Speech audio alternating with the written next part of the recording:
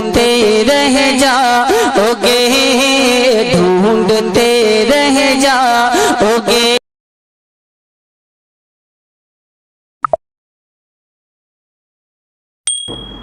पहला सवाल ये किया गया है, ज़कात किन पर वाजिब है? जाहिर सी बात है, ये सबसे पहले मालूमात होने ज़रूरी हैं। ज़कात मालिके निसाब पर, आकिल बालिग मालिके निसाब हो। मालिके निसाब किसे कहते हैं? मालिके निसाब जो है, शरीयत ने एक लिमिट मुकर्रर की है माल में, सोना चांदी माल पैसे, इतने लिमिट का जिसके पास माल होगा उसको मालिके निसाब कहते हैं। वो लिमिट क्या है? सोने में 7.5 तोला, चांदी में 52.5 तोला, और पैसों में इनमें से कोई एक की कीमत, यानी 52.5 तोला चांदी की कीमत का भी अगर कोई मालिक है, जैसे आज मार्केट में 52.5 तोला चांदी की कीमत, एग्जैक्ट तो मैं नहीं बता सकता, जो रेट चल रहा होगा रोज़ अलग अलग होता है, 25,000 अगर फॉर एग्ज़ाम्पल, तो 25,000 कीमत है उसके पास, 52.5 तोला चांदी की कीमत है। सेविंग, इनकम की बात नहीं है, सेविंग बची हुई है, और उस पर साल गुजर गया तो वो मालिक निसाब हुआ, उस पर ज़कात वाजिब हो गई। बात समझ में आ गई? अब कुछ लोग यहाँ पर कंफ्यूजन के शिकार हैं कि किसी ने कहा कि मेरे पास 5 तोले सोना है, 7.5 तो नहीं है, 2 तोले चांदी है, 52.5 तोला भी नहीं। मेरे अजीज़ों, यहाँ पर अगर ऐसी सिचुएशन है तो दोनों निसाबों को मिला करके देखा जाएगा। जैसे 2 तोला सोना और 2 तोला चांदी को मिलाने पर 52.5 तोला चांदी आ सकती है कि नहीं आ सकती? 52.5 तोला चांदी की कीमत हो जाएगी। अगर कोई एक भी निसाब पूरा हो गया तो मालिके निसाब है। ज़रूरी नहीं कि 7.5 तोला सोना होना चाहिए। हाँ, ये कब? जब उसके पास पैसा भी नहीं, चांदी भी नहीं, खाली सोना है, तो देखा जाएगा जब तक 7.5 तोला नहीं होता तब तक वो मालिके निसाब नहीं है। ये शरीयत की छूट है। ओनली सिर्फ सोना है, गोल्ड है, बाकी उसके साथ दूसरा निसाब का कुछ भी नहीं है, यानी माल भी नहीं, पैसा भी नहीं है और चांदी भी नहीं है। तो कब तक मालिके निसाब नहीं होगा ये? जब तक 7.5 तोला ना हो। लेकिन दूसरे भी हैं इसके साथ, यानी चांदी और पैसे, तो फिर तीनों को मिला करके किसी एक निसाब के बराबर हो जाता है तो मालिके निसाब होगा। इसी तरह सोना बिल्कुल नहीं है, पैसा भी नहीं है, लेकिन सिर्फ चांदी है उसके पास। चांदी अगर उसके पास 50 तोले भी है तब भी वो मालिके निसाब नहीं हुआ। क्यों? ओनली चांदी है उसके पास। कब मालिके निसाब बनेगा ये? 52.5 तोला चांदी। इस चीज को समझ रहे हैं ना? बहुत सारे लोग इसमें कंफ्यूज हैं कि हमारे पास 10 तोला चांदी भी है, 5 तोला सोना भी है, दोनों भी निसाब को नहीं पहुंचे हैं, यानी 7.5 तोला ये नहीं है और 52.5 तोला ये नहीं। ऐसा नहीं है। अगर 2-3 निसाब की चीज़ें एक साथ आपके पास हैं तो सबको मिला करके अगर 52.5 तोला चांदी की कीमत हो जाती है तो आप मालिके निसाब हो गए। आप पर ज़कात फ़र्ज है और आपको ज़कात नहीं दी जा सकती। किसी ने अगर ऐसे शख्स को ज़कात दिया तो उसकी ज़कात अदा भी नहीं हुई। क्या ज़कात के पैसों से राशन दे सकते हैं या पैसे ही देना ज़रूरी है? बिल्कुल।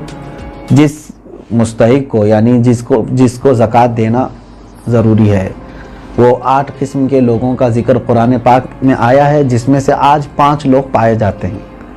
आयत है, अल्लाह ताला ने फरमाया, इन्नमस सदक़ातु लिल फ़ुक़रा वल मसाकीन वल आमिलीन अलैहा वल मुअल्लफ़ति क़ुलूबुहुम व फ़िर रिक़ाबि वल गारिमीन फ़ी सबीलिल्लाहि व इब्निस सबील। अल्लाह ताला ने फरमाया सदक़ात वाजिबा यानी ज़कात फ़कीरों को दिया जाएगा। फ़कीर का मतलब वो नहीं है जो ढोल बजाते हुए घूमते हैं। फ़कीर, शरई फ़कीर किसको कहते हैं, उसकी एक डेफिनेशन है, जिसके पास निसाब के बराबर पैसे नहीं हैं। यानी जो निसाब अभी मैंने बताया ना, जो लिमिट शरीयत ने मालिके निसाब होने की बताया, उस लिमिट के बराबर उसके पास पैसे नहीं है तो वो शरीयत में फ़कीर है। उससे भी कम दर्जे का, यानी खाने पीने की भी उसके पास दिक्कतें हैं, वो मिस्कीन है। फ़कीर को दिया जाएगा, मिस्कीन को। और आमिल जो है वो बादशाह की तरफ से वसूल करने के लिए आते थे, लेकिन अब वो नहीं है, उनका भी जिक्र इस आयत में है, वो नहीं है।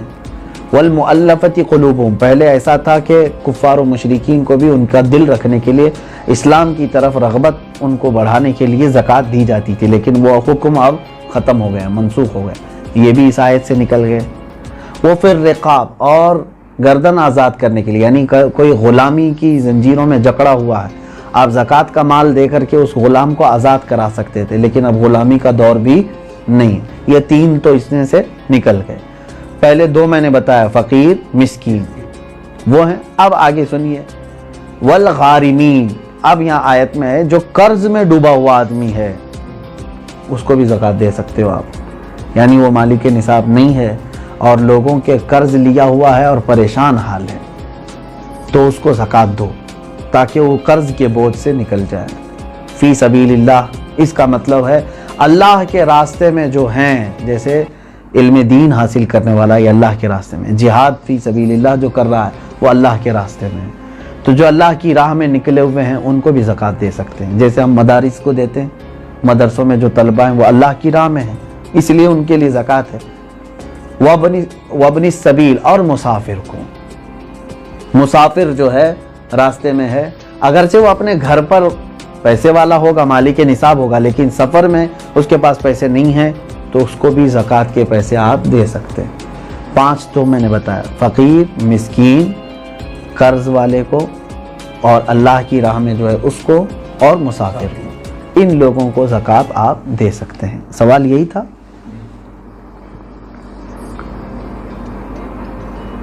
सवाल यानी जिन लोगों को ज़कात देना है, मैंने यही कहा था कि उनको चाहे तो आप पैसा दें, चाहे तो उनकी ज़रूरत का सामान दें, जायज़ है, लेकिन उनको मालिक बनाना होगा आपको। क्या ज़कात कर्ज लेकर अदा कर सकते हैं? जब आपके ऊपर है ही नहीं ज़कात तो कर्जा काहे के लिए लोगे? मजीद कर्ज में डूब जाओगे और तुम फिर दूसरों को ज़कात देना पड़ेगा तुम्हें। कर्ज लेकर ज़कात नहीं दी जाती। हो सकता है यहाँ सवाल करने वाला ये कह रहा हो कि वो मालिक निसाब है, लेकिन अभी फ़िलहाल उसके पास पैसे नहीं है। शायद हो सकता है इनके पूछने का मतलब ये हो, यही है। हाँ, अगर ये मसला है तो फिर उसको कहीं से भी अब ज़कात देना है। देखें सिचुएशन कैसी है।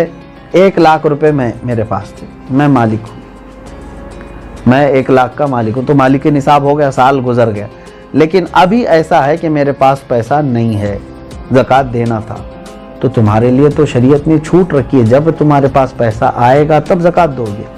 कर्जा लेकर देने की ज़रूरत नहीं, मज़ीद बोझ में जाओगे तुम।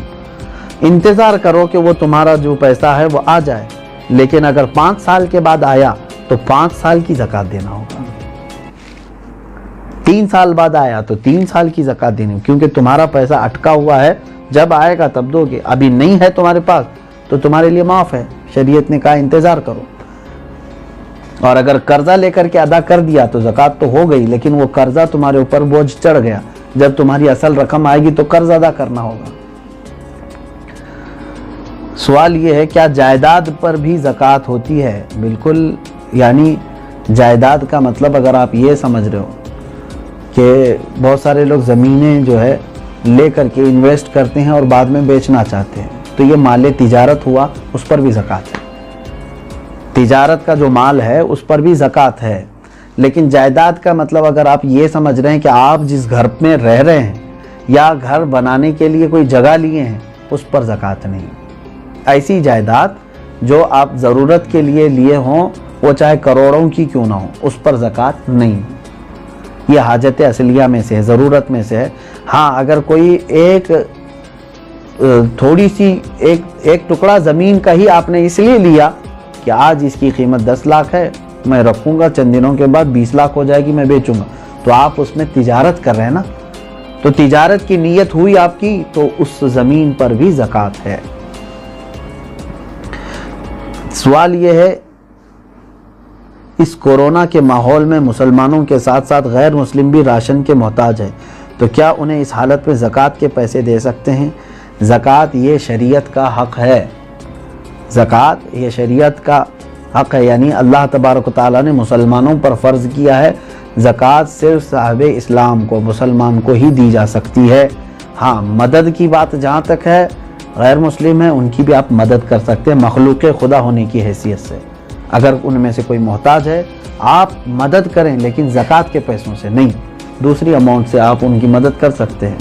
मैं मदद की ममानियत की बात नहीं कर रहा हूँ कि मदद नहीं कर सकते किसी, इस्लाम तो मदद करने का हुक्म देता है, लेकिन ज़कात चूँकि पर्टिकुलर एक ये हमारे मजहबी हिस्सा है, तो ये सिर्फ उस वक्त ही अदा होगी जब आप मुसलमान को देंगे। सवाल ये है, खेती बाड़ी करने वाले अपनी ज़कात कैसे निकाल सकते हैं? जैसे सब लोग निकालते हैं वैसी ही आपके पास पैसे हैं, सोना है, चांदी है, खेती बाड़ी करने वाले के पास, तो उन पर तो वही ज़कात होगी। लेकिन सवाल पूछने वाला अगर ये पूछ रहा है कि खेती बाड़ी की जो फसल निकली है उसमें क्या है, तो उसका तरीक़ा अलग है, उसको उश्र कहते हैं। यानी जो खेती में जितनी भी फसल आपकी आई उसका 10वां हिस्सा अल्लाह की राह में उन्हें खैरात करना होगा। लेकिन ये भी उस वक्त जब के वो अल्लाह तबारक ताला की नेमतों से वैसी ही उसकी फसल उगाई बग़ैर किसी ज़्यादा मेहनत के, यानी इसने बीज बोया और फसल निकल आई और कटाई कर लिया। लेकिन एक होता है अब के खेती बाड़ी करने वाले के लिए बोरिंग किया है, पानी की पाइपलाइन छोड़ा है और उसके बाद खाद डाला है, उसमें मेहनत किया है, तो मेहनत करके जो फसल आई तो उसमें 20वां हिस्सा देगा, 10वां नहीं, यानी 5% अपनी पूरी फसल का 5% अल्लाह की राह में वो देगा, उसको कहते हैं वो उश्र वाले मसाइल हैं। और जो बग़ैर किसी इस तरह के बोरवेल वगैरह के कुदरती पानी से सींच करके फसल आई है उसमें 10% देगा। सवाल यह है, सोने की ज़कात उसकी आज की कीमत पर देनी होगी या उसकी ख़रीदी हुई कीमत पर? नहीं, आज की जो कीमत होगी उसी पर ज़कात होगी, अगर आप पैसों में दे रहे हैं तो। और अगर सोने में दे रहे हो तो आपके सोने की जो कीमत सुनार लगाएगा, जाहिर सी बात है सोने में अगर आप ज़कात दे रहे हैं तो वही सोने की जो कीमत सुनार लगाएगा उसी एतबार से आपको ज़कात देनी होगी। ये नहीं कि आप 20 साल पहले जो ख़रीदे थे उस वक्त 10,000 रुपये तोला था और आज जो है मैं उसी कीमत से दूंगा, ऐसा नहीं है। ज़कात पर सबसे पहला हक किसका है?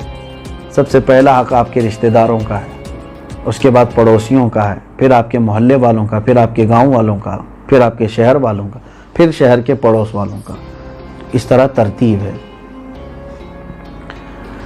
अगर कोई शख्स अपनी हर महीने की इनकम पर ज़कात देता हो तो उस पर सालाना ज़कात वाजिब है? इनकम पर क्यों ज़कात देता है जब अल्लाह तबारक व तआला ने तुम्हें उस चीज़ का हुक्म नहीं दिया? जो तुम जमा करके रख रहे हो, जो सेविंग है, अब मिसाल के तौर पर मैं आपको बताऊं, आपकी सैलरी 1 लाख है मंथली, आप जॉब करते हैं, 1 लाख रुपए महीना कमा रहे हैं। अब 98,000 आपके राशन पानी और घर के खर्चों में सब चली जाती है और बचते कितने हैं? 2,000। पूरे साल में आपके पास कितने बचे? 24,000। तो इस पर कहाँ से ज़कात आई?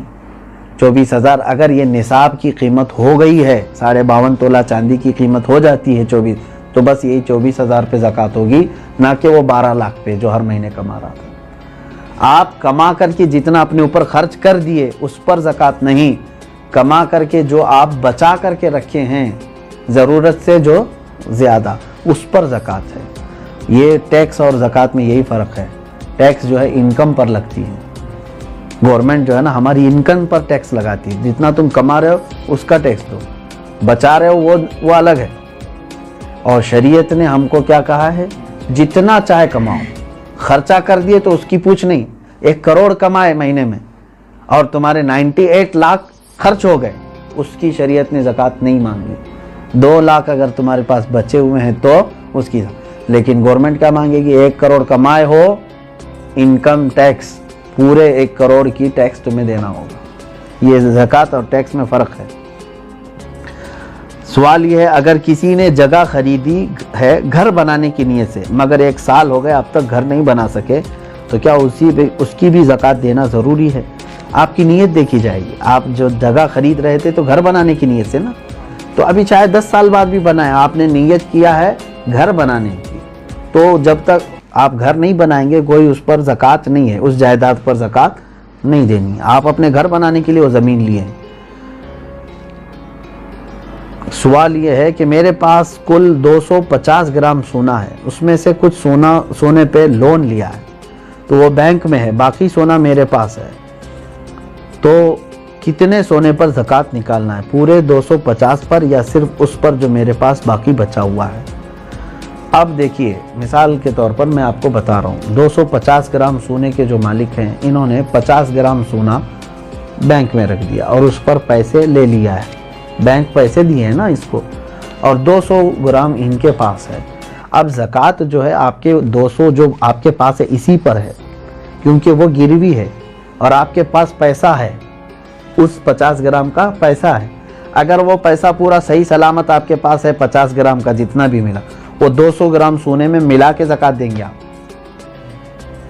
बात तो एक ही हो गई।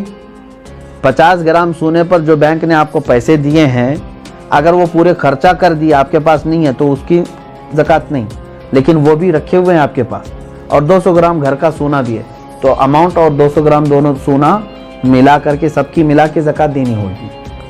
बात समझ में आ गई? हाँ, अब आपने पूरे खर्चा कर दिए, और तो बैंक में जो 50 ग्राम सोना है उसकी ज़कात नहीं, जब तक कि आप उसको छुड़ा करके नहीं लाते, क्योंकि अभी आप फ़िलहाल उसके मालिक नहीं हैं, क्योंकि उसके बदले में आपने पैसे ले लिए।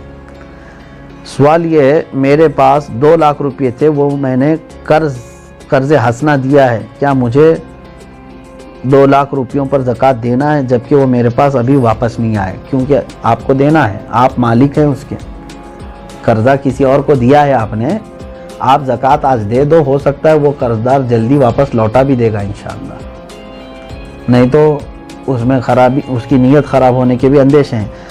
अब ये है कि आपकी है कि नहीं वो रकम आपकी है ना, आज उसके पास है, अभी वो दे नहीं रहा है। चलो वही वाला मसला जो पहले मैंने कहा, 5 साल के बाद भी अगर उसने लौटाया तो पूरे 5 साल की ज़कात देनी है। अभी तो आपके लिए ठीक है, गुंजाइश, अगर आप अभी नहीं देना चाह रहे हैं उसकी उस अमाउंट की ज़कात, ठीक है, आपके पास नहीं है वो 2 लाख, लेकिन 5 साल के बाद जब वो 2 लाख वापस आपके पास आ गए, तो पूरे 5 साल की काउंट करके आपको ज़कात देनी पड़ेगी, क्योंकि आप उस वक्त भी मालिक थे, आप भी मालिक हैं। इसलिए हर साल अगर उसकी निकालता ही रह जाए तो अच्छा है कि जिस दिन वो आएगी तो आप फ्री रहेंगे, पूरे 2 लाख रुपए आपके पास रहेंगे, वरना फिर जब आएगी 10 साल के बाद तो ज़कात उसमें पता नहीं कितनी बढ़ चुकी होगी। सवाब की नीयत से वीडियो को ज़्यादा से ज़्यादा शेयर करें, वीडियो को लाइक करें और चैनल को सब्सक्राइब करके बेल आइकन को दबाना ना भूलें।